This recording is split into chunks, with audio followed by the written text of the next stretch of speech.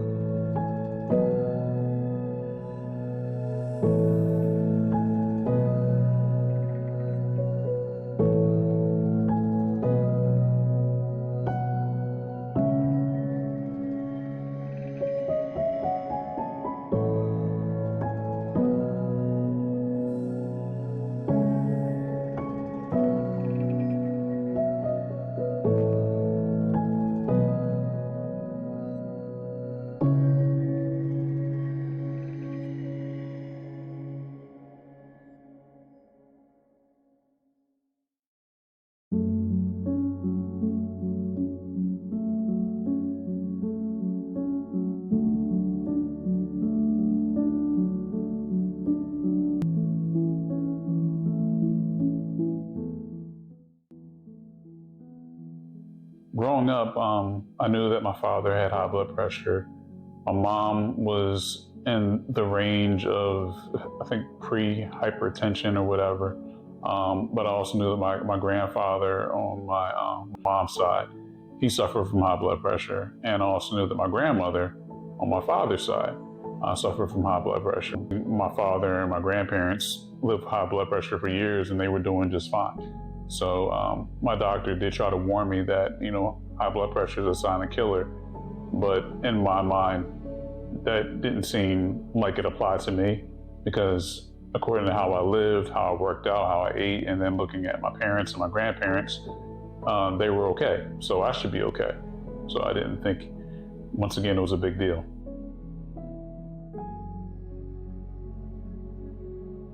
So for about 2 straight weeks, I was starting to have headaches each night. I thought they were sinus headaches.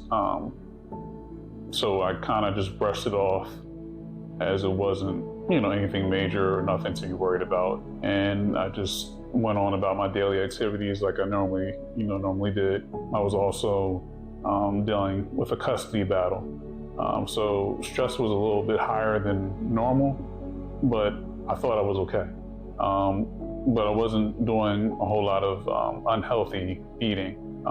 So I thought my diet was on point actually. And between my diet and my exercise, regimen, between working out at the park and going to the gym to work out, I thought I was in pretty good shape.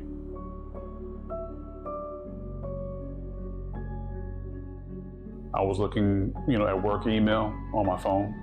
And as I was scrolling through my phone on work email, I had this sharp pain in the right side of my head. I thought it was a migraine.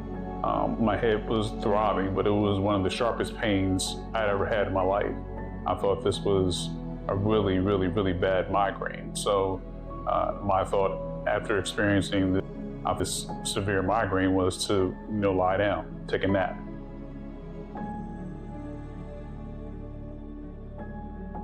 When I got up, I went to the bathroom to put my do-rag on and baseball cap to go out. And when I was going to put my do-rag on, I couldn't remember how to tie it.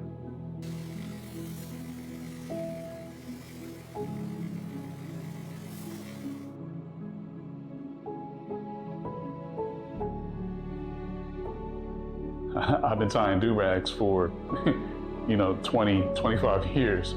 But for the life of me, I could not remember how to tie it.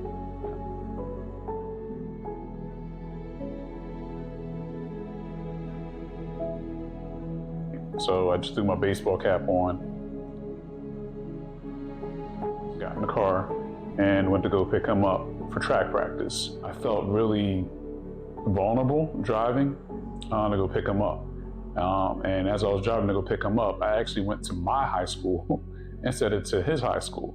I was trying to figure out why in the world I drove there.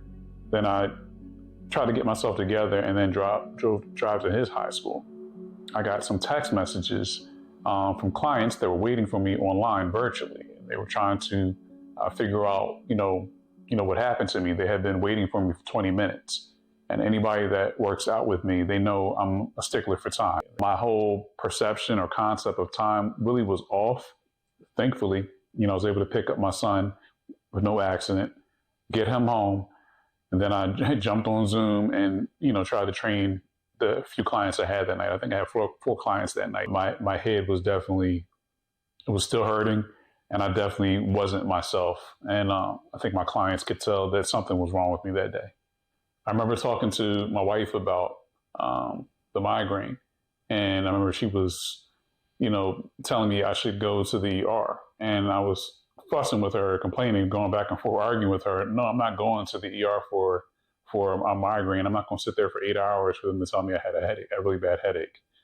So I didn't do that. I eventually did go to the urgent care, and when I went to the urgent care, all they could tell me was that my blood pressure was high. But I didn't have like the drooping of the face.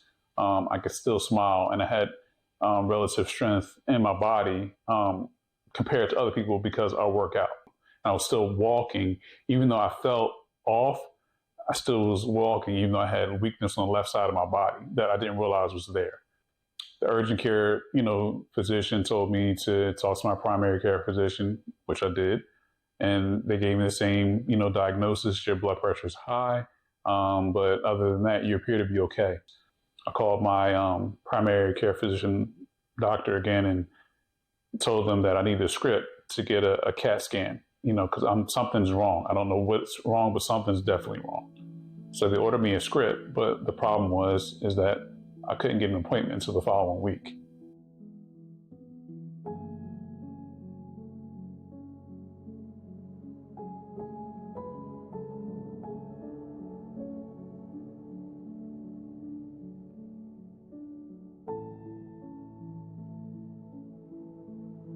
So now we're going into 2.5 weeks post-stroke, before I was able to get in to get a CAT scan. So within a half hour of leaving the CAT scan office, they're calling me, telling me, "Mr. Hannah, please pull over. We need to tell you something." And I was like, "Okay." So I pull over, and they're like, "You have a huge mass on the right side of your brain, and we can't see what it is. You need to go to the ER immediately." I think I remember the doctors looking at me in amazement that I was talking and, alive, with the CAT scan it showed, because I had 2 strokes. I had an ischemic stroke, which is where the blood clot, travels, to your brain. Then I had a hemorrhagic stroke. I think the blood clot burst, and there was bleeding in my brain. So my brain was starting to swell. I was in the hospital for about 3 days while they, got me on the right medication and helped to bring my blood pressure down. And then that whole summer, I wasn't allowed to work out at all as far as like lifting weights. I couldn't lift any weights. They told me the only thing I could do was walk. So that's what I did all summer, was walk around our neighborhood.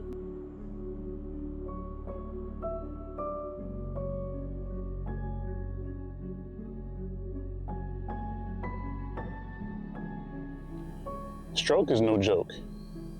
It's been 3 years post-stroke.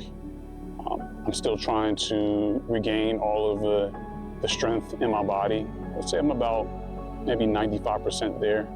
The survival rate of those that suffer both strokes is extremely low.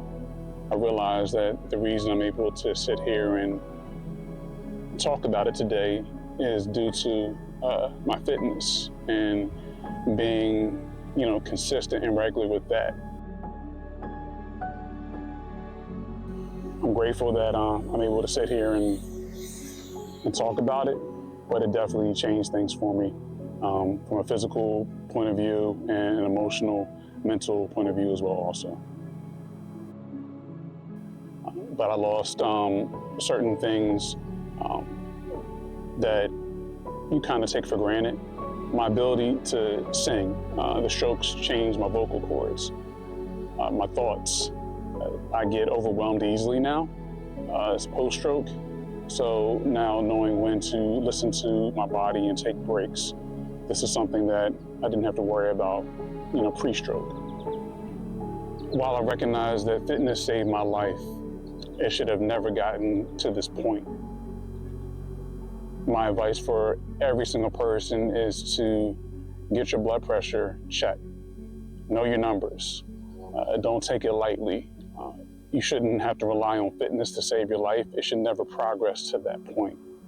So visit your doctor, talk to your doctor, and if you find out that you have high blood pressure, then take the medication. Begin a workout regimen, go for walks, improve your diet. These are things that can help you not get to the point where it got to with me.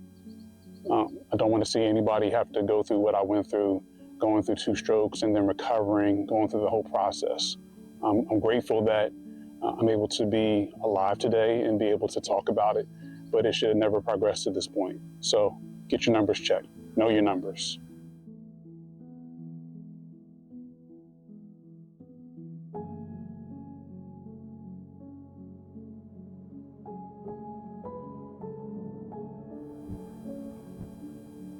Stroke is no joke.